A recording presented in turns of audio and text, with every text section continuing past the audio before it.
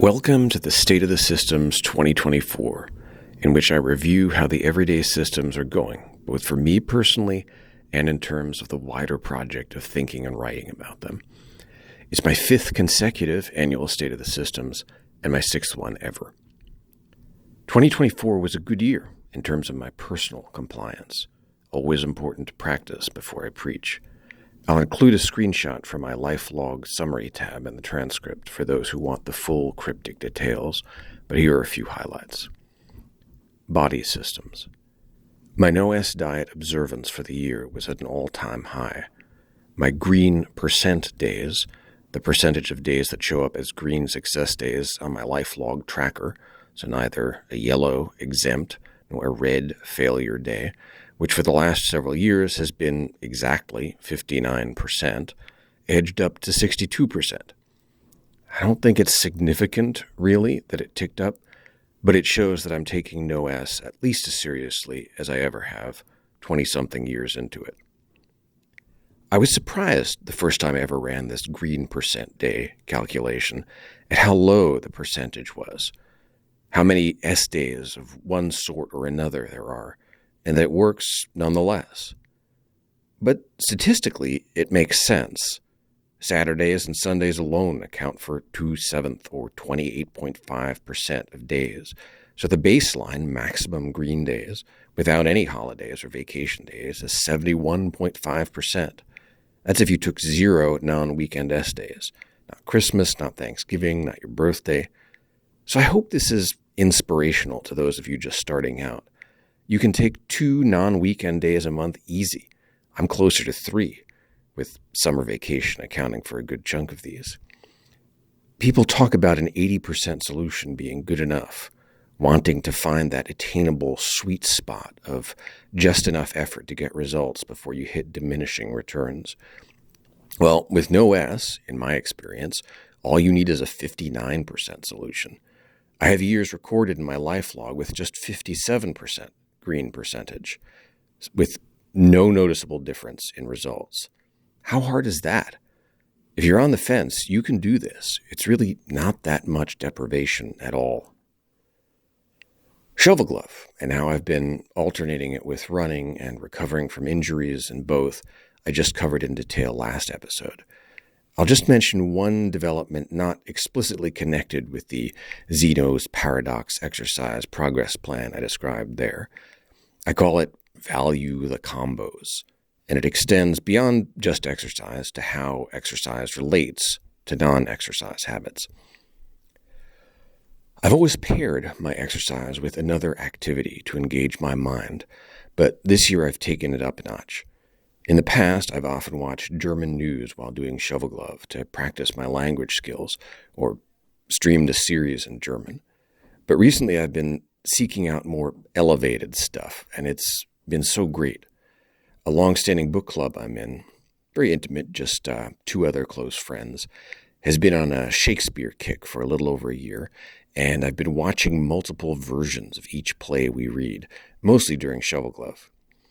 In between, as palate cleansers, I've been watching classical music performances.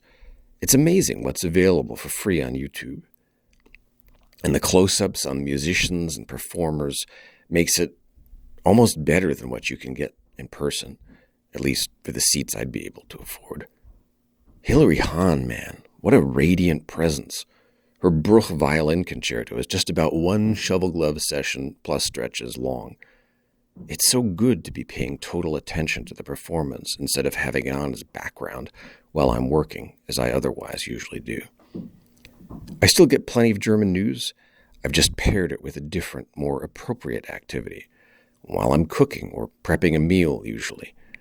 I'm sufficiently distracted then that I don't want to listen to something that requires too much attention, lest the meal or my chopping fingers or my full appreciation of a Victorian novel suffer. That's when it's an optimal time for die Tagesthemen.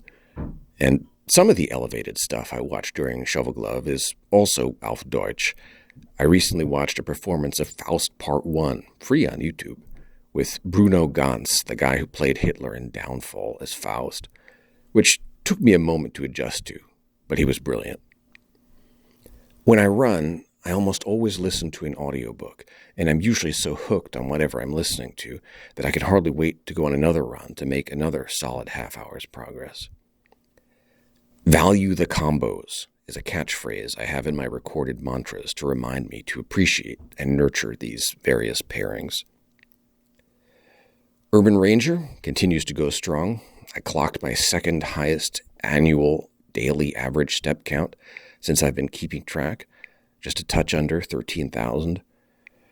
Urban Ranger 2 has a soul system pairing that I value highly. Audio didact output, talking to myself into my audio recorder. But that's of pretty long standing now, nothing new.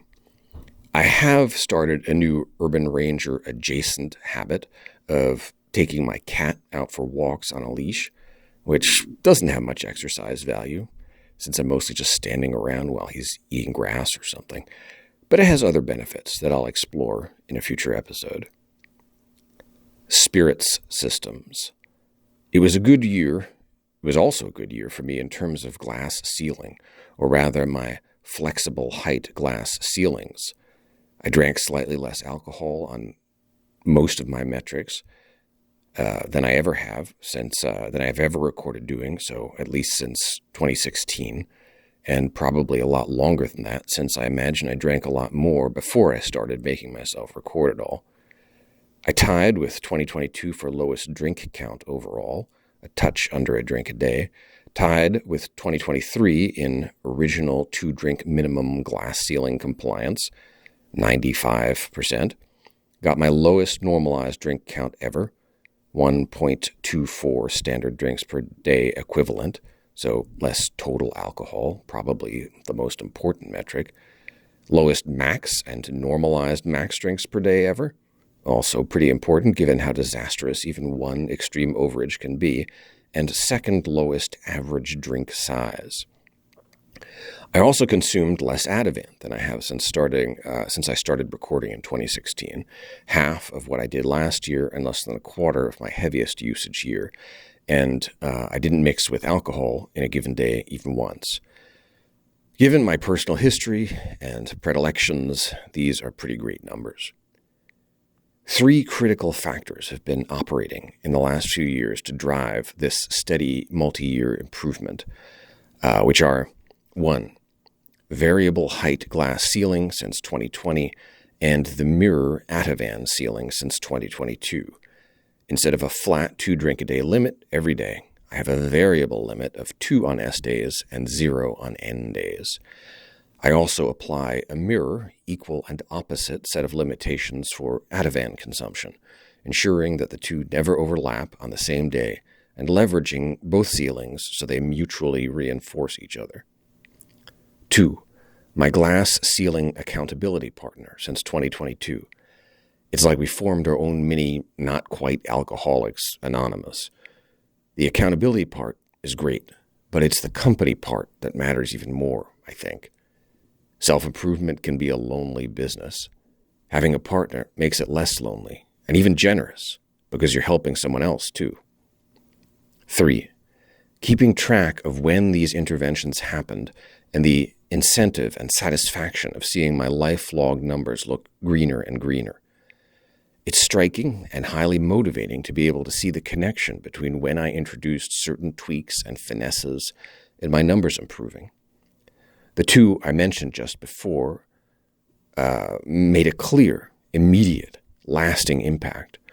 It's also helpful to see which tweaks didn't have any discernible effect, so I can discontinue those and free up willpower and attention. Soul systems. Every day, on my daily personal punch card, I give myself a mood score, ranging from 3, which is a state of bliss probably not vouchsafed to mortal man, to -3, which is as close to hell as my hypochondriac disposition can imagine. 0 is the dividing line between it's worth it, barely, or not. I've never given myself a 3, though I have gotten some 2.5s and never come close to a -3. Negative numbers are very, very rare. Clinical depression land, which thankfully I haven't visited in a long time. Then, every weekend, on Saturday morning, before I start weekend Luddite, I transfer my mood scores along with other key indicators from my punch cards to my LifeLog spreadsheet so I can track trends over time more easily. It's a little impressionistic, obviously, but over time, averaged out, I think meaningful. It's like my weight on the scale, which I also track. Any one day might be a blip, or poor scoring rather than poor reality. But over time, longitudinally, there is a real signal there. My mood score is up for the 4th consecutive year since I've been recording it. And I do think this corresponds to something real, not just mood grade inflation. Part of it is I stumbled into a good, well-balanced job. Part of it is family and friends and health are doing well. COVID is no longer raging, and some of the very hard personal stuff that came during that time is now a few years back. It's very unstoical of me, but I know how much of my happiness depends on external things and other people. I'm philosophical enough to know that I'm not that philosophical. But some small part of it has been in my control and does have to do with how my everyday systems have been doing for me, and with the knowledge of how well these systems have been doing for me. In particular, Spider Hunter, my CBT for anxiety game, has been great in terms of helping me catch myself in self-destructive psychological spirals and disengaging from them. This is probably my MVP system for the year. As you may remember, the way Spider Hunter works is I get points for noticing whenever I'm suffering from anxiety. The mechanics are a little more involved than that, but that's the basic idea. This helps in several ways. First of all, it weirdly cheers me up, at least a bit, at least sometimes. So that's a very direct benefit. Yes, I'm feeling miserable. I get points. Second, it incentivizes me to face challenging situations instead of avoiding them, because, hey, I want those spider points. Thirdly, and maybe most importantly, it helps me learn about myself by systematically paying better attention. I notice, consciously, situations that make me anxious instead of just unconsciously being buffeted around by them. Sometimes that self-knowledge helps me grow past my limitations. I see that I'm being silly or wrong-headed, and sometimes that clarity in itself can be enough. Other times it takes more work, but the noticing is the critical starting point. Yet other times, that knowledge is something I just have to come to accept about myself and my deficiencies, quirks, and limitations. That's valuable too. It makes it more bearable, and I can save my moral energy for actually tractable problems. As I remind myself in my daily mantra, spider points are a consolation, an incentive, and self-knowledge. I'm becoming increasingly expansive about what I'll give myself spider points for. If I notice I've had uncharitable thoughts towards someone, if I've been a jerk or just annoying or become inordinately annoyed by them, I give myself points, which sounds crazy, like I'm incentivizing myself to be a jerk. But I'm incentivizing myself to notice that I'm being a jerk, which is very different, and it's helping me to become less of one. What do uncharitable thoughts have to do with anxiety? I can concoct a connection. One of the innumerable things I get anxious about is whether or not I am a bad person. But at the end of the day, it doesn't really matter. If this framework, this game, helps beyond just pure play anxiety, all the better. There are all kinds of spiders in my psyche, and Spider Hunter has been helping me with more and more of them. A related system that has been helping me process the information I'm getting with Spider Hunter is Motive Mixologist. This is barely a system at all. As with Urban Ranger, it's an inspirational metaphor. There are no rules involved. It's a reminder to be aware of a certain and important aspect of reality, that all motives are hopelessly entangled, and that just because I've spotted an unattractive one doesn't mean the entire mess of them, the entire mess of myself, is rotten. This is important when practicing Spider Hunter because when I find a spider, I don't want to get too freaked out by it. I want to be able to handle the not so great things I notice about myself.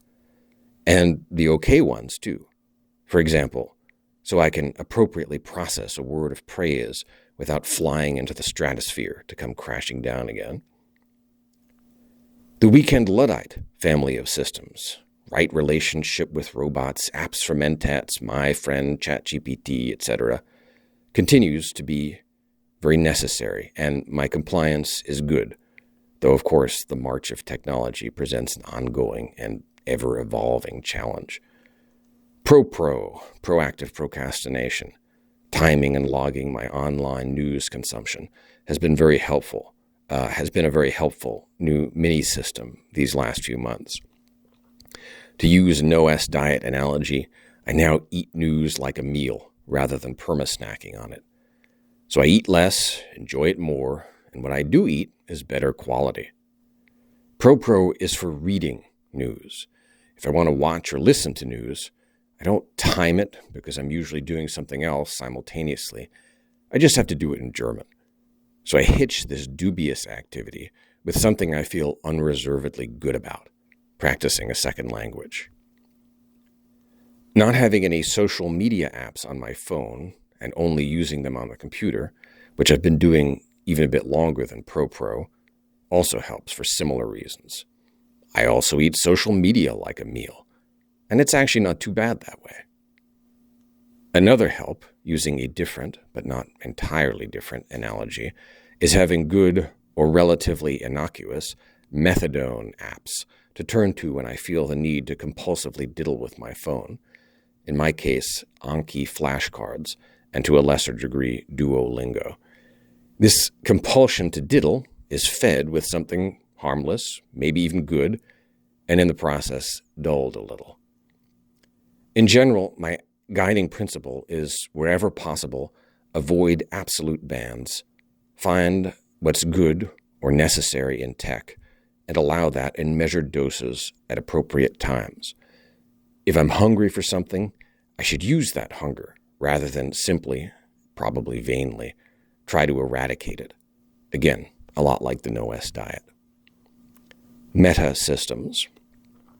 All these wonderful stats I've been able to provide this episode are thanks to my LifeLog spreadsheet and the personal punch cards that feed into it. I'm even more invested in those two linked systems. Ever more invested.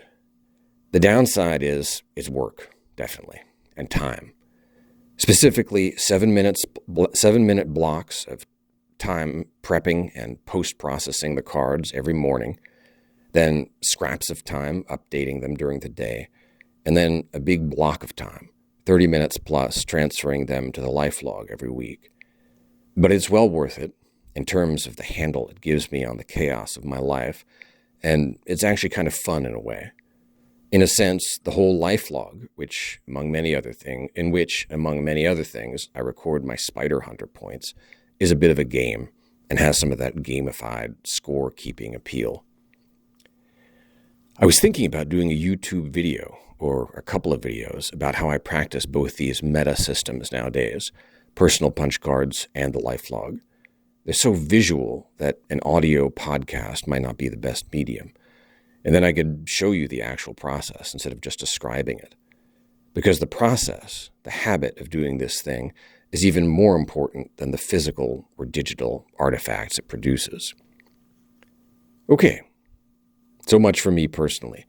I share this stuff not because, motive mixologist alert, I am a narcissistic egomaniac who assumes everyone is intrinsically fascinated by what I had for breakfast, and certainly not because my limited accomplishments and self-control are anything to brag about, but because I hope that some of the details of how I've been wrestling with practicing these systems over time might be helpful for fellow wrestlers.